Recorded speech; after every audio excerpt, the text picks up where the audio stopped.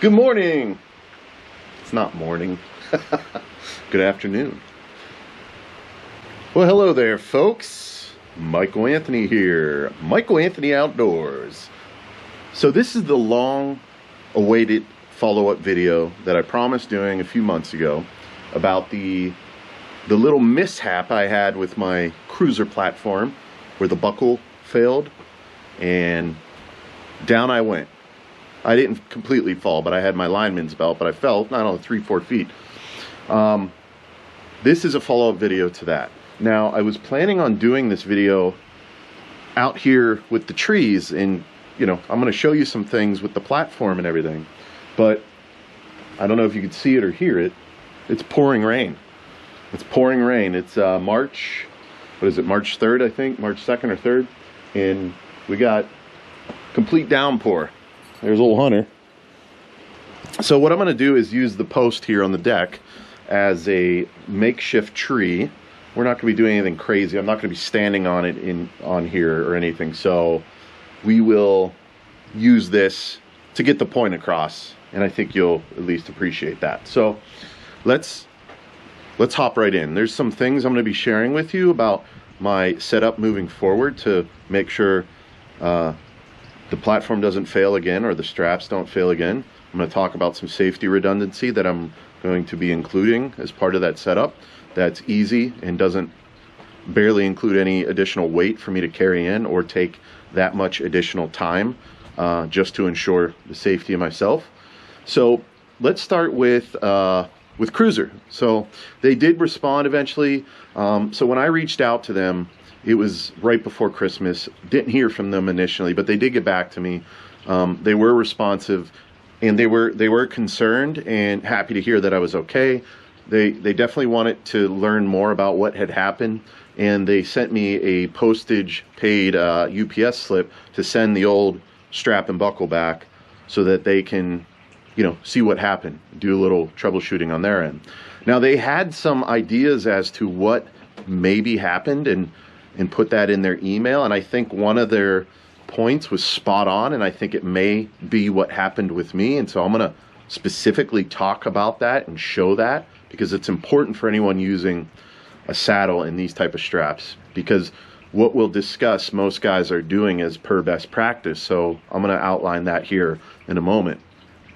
They also sent me 2 brand new straps, which was really nice of them, because I told them I wouldn't be using these straps again unless I'm doubling up or using a daisy chain or something like that. And they actually sent me 2 straps back. So I appreciate that.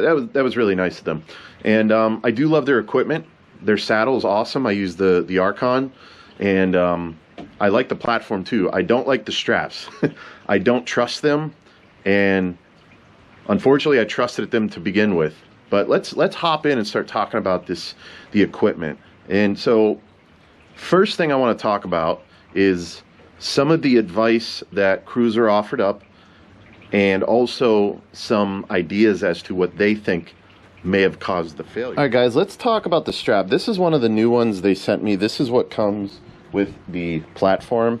And if you watched the first video I put out, I went into detail as to what had happened there. Quick release buckle, right? These are pretty common in the hunting industry. We use them for stands, for climbing sticks, for lots of different things. Now, what had happened to me when I got down and examined the broken buckle, there's a pin in here. This looks pretty heavy duty, but the only moving part here is the quick release buckle with this cam and the spring, and then there's a pin. It goes through that piece of equipment, and then it looks like it was center punched right here and kind of flatten that out so it doesn't slide through. So if you think about it, this pin is only being held in by a very, very small metal lip created by this being like center punched and flattened out there. And I don't know if I'm using all the correct terminology, but whatever. You know, hopefully you get the point. If you hit this hard enough, if I was to take a screwdriver and a hammer, I could probably knock that pin right out pretty easily. But when that failed and fell and I picked it up off the ground, the pin was about halfway out. And so there was a big gap here where this completely rolled over this piece because that pin was no longer supporting all of that tension on the center of the pin there, because it slid out, the strap came undone, and it just failed. So why did this pull out, right?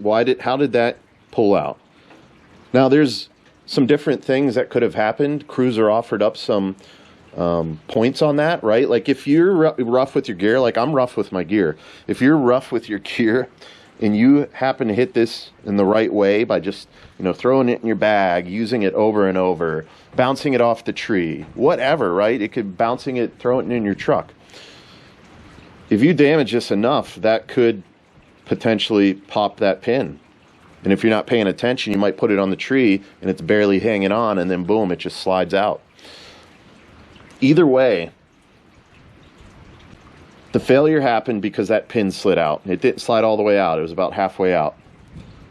Now, another thing that Cruiser mentioned that I think is super important is that when you put these straps on the tree, in order for this to be properly used, this strap has to be going around straight around that tree, right?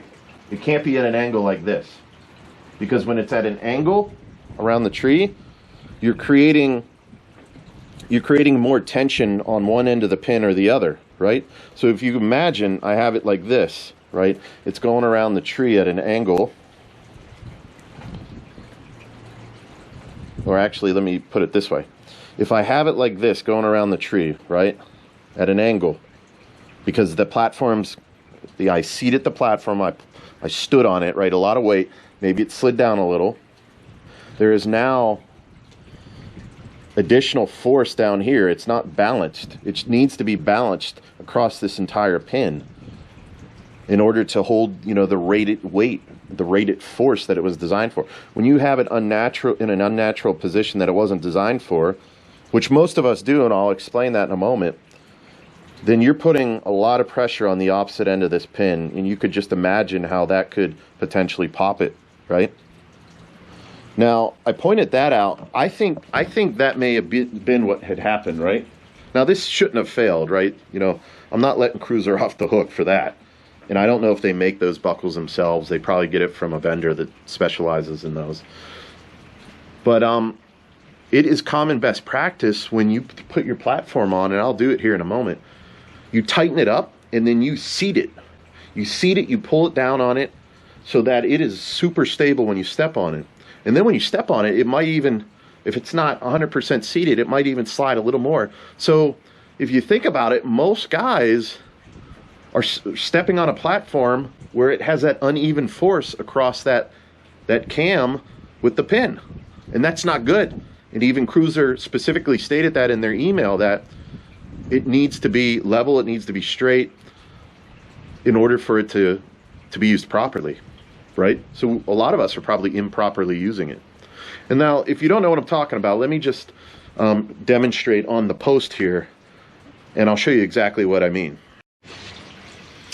Okay guys, so I got my Cruiser platform. Again, I do love this platform. It is awesome, it's comfortable. I might have to paint that up though sometime, or put some tape on it. Anyway, so you got your strap that comes with the stand. You know, you have it hooked on here. You put this against the tree, right? You're gonna come around, you're gonna hook this end on. You're gonna tighten this up, right?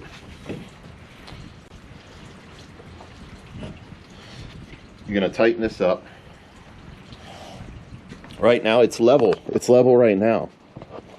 It's level right now. But what most guys do, and this is kind of what I did too, because I've been doing this for years with tree stands, but I use ratchet straps with tree stands. I didn't really think about it, but when I got this on and level, the first thing I did was I pulled down on this to seat it.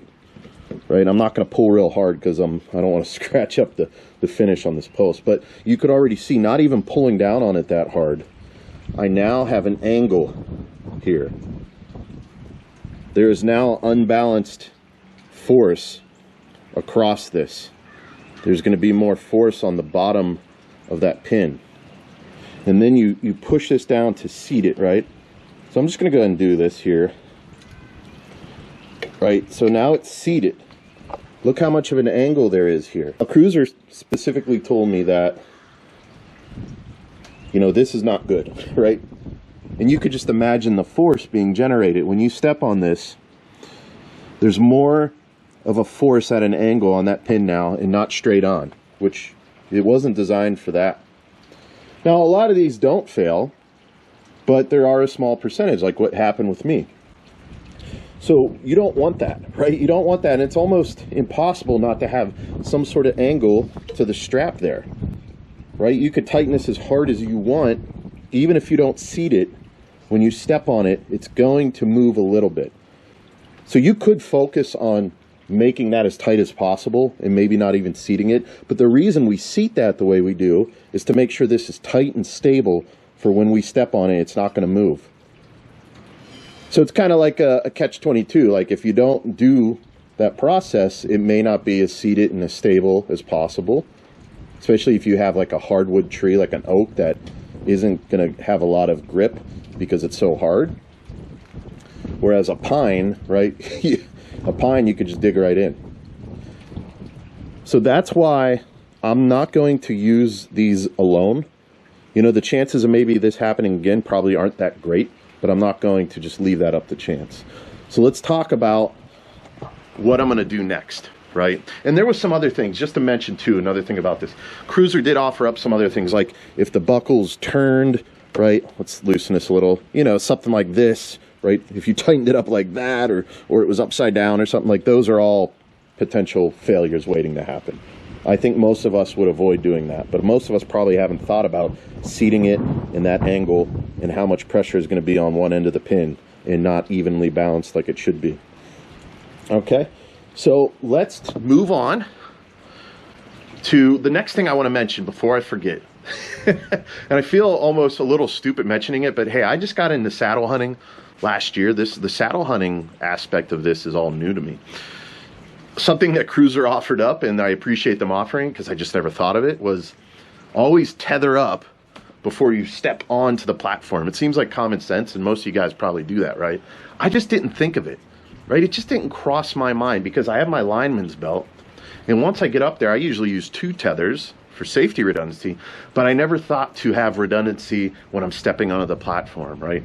Because if you think about it, a lineman's belt, when you're stepping up, that lineman's belt will have some slack in it. And so when that platform collapsed, I actually fell 3 or 4 feet, whereas if I was tethered and I had that up high, then I would have barely fell at all, right? So something to consider. If you're not tethering up before you step onto the platform, even if you have your lineman's belt, maybe think about doing that. I'm definitely going to do it moving forward. I feel silly that I didn't think of it before. Okay, we're going to move on to the final point in this video, which is discussing what I'm going to do moving forward. But before I do, one thing I want to point out is I use climbing sticks when I do my saddle hunting, and my climbing sticks, so they're Lone Wolf sticks, they use the same buckle and strap, and you do the same type of seating with that you do with the platform to make it sure it's solid. So there's an issue there too, because each one of those has the potential for failure. So let's move on now to the final part of this video, which is discussing my setup moving forward, how I'm going to have safety redundancy out the wazoo, right? And how it's not going to be much more time, much more weight. It's not going to be really any of those. Not in a way that's going to impact me getting in and out of the woods quietly, safely, and without exerting too much energy. Okay, so I'm going to continue using these straps as a backup. Now what I'm going to use as my primary attachment here is the good old Amsteel daisy chain. So it has a bunch of loops. Let's go ahead and put this over here and take a look at it. Now this daisy chain has this little bungee, which is for storage, but also has this little ball to help with tossing around the tree. Okay, right? So this is super lightweight, right? I'm not really adding any weight to my gear bringing these in. I mean, I could put all 5 of them in my pocket. I got 5 of them. I'll only really use 4 of them. I'll use 1 for the platform. and then 3 for my sticks, because I usually only use 3 climbing sticks, and that gets me up nice and high. Now let's go ahead and hook this up. So the process, again, is going to be very similar, right? You're going to come in,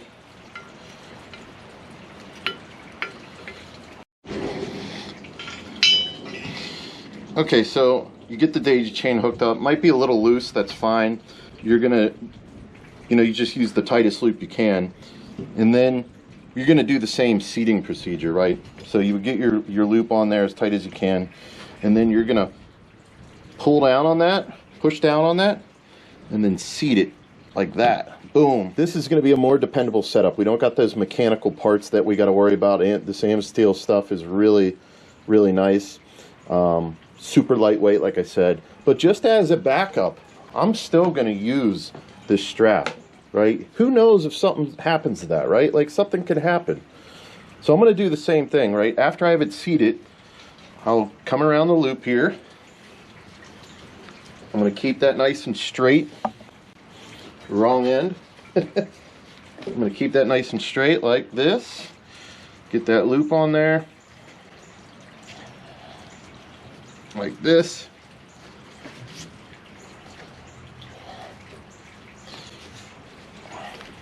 And there you go. And then just tie that off, right?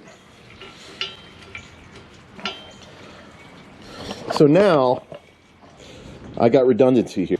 I got my Amsteel daisy chain, and then I have my good old strap there, right? Now you might say, hey Michael, why don't you just use 2 of these on that, right? Yeah, you could do that. You could absolutely do that. I'm going to do it this way. That's just my thought on that. This, of course, is metal that can make a little noise if I bang it off there, whereas this won't, right? And maybe I'll switch it up. Maybe I will start using 2 of those instead of a strap plus that. But this is how I'm going to do it moving forward this season. Looking forward to it. Now I got safety redundancy there, and I'm going to do the same exact thing with my climbing sticks. My climbing sticks are going to each have a daisy chain, right? You can see how nice and easy this is to carry. It barely weighs anything. Okay, that's all I have for now. Like I said, this process might evolve, right? If you look at my very first saddle video when I got my first setup, I'm already doing a lot of things differently. It's a learning process for everyone, and there's so many different ways you could do things. And people have different preferences. This is how I'm going to do it moving forward. If you have any questions, let me know. If you have any suggestions, comments, concerns, I'm happy to hear all of them. And I hope you find some value in this video. If you're new to saddle hunting, get out there and practice low to the ground, practice tethering up, using your lineman's belt, and don't be afraid to use safety redundancy. A lot of guys don't, and I'm not harping on them for not, right? They trust their equipment, and that's fine. Look what happened to me. I already used safety redundancy, but I wasn't using it with the platform. I wasn't using it with the sticks. I just never expected it to happen. Expect the unexpected, right? Something happened. Luckily, I was safe. No major injuries, right? So that's good. But that platform shouldn't have failed. That buckle shouldn't have failed. It did. It happens. We're moving on. We're evolving. And we'll probably continue to evolve, right? Like I said, maybe I scrap these buckles all together and I just go with the Amsteel all around, right? Who knows? We'll see. So hopefully you see some value in this. Hope you enjoyed the video. And what do we got? We got spring gobbler coming up. I hope guys have been out there scouting. Right now's the time to really scout for archery and scout for turkey. We got spring gobbler coming. Summer's going to be here before you know it. Holy moly, it's going to fly right on by. So you have yourself a great day. I'll catch you later. Just a ride.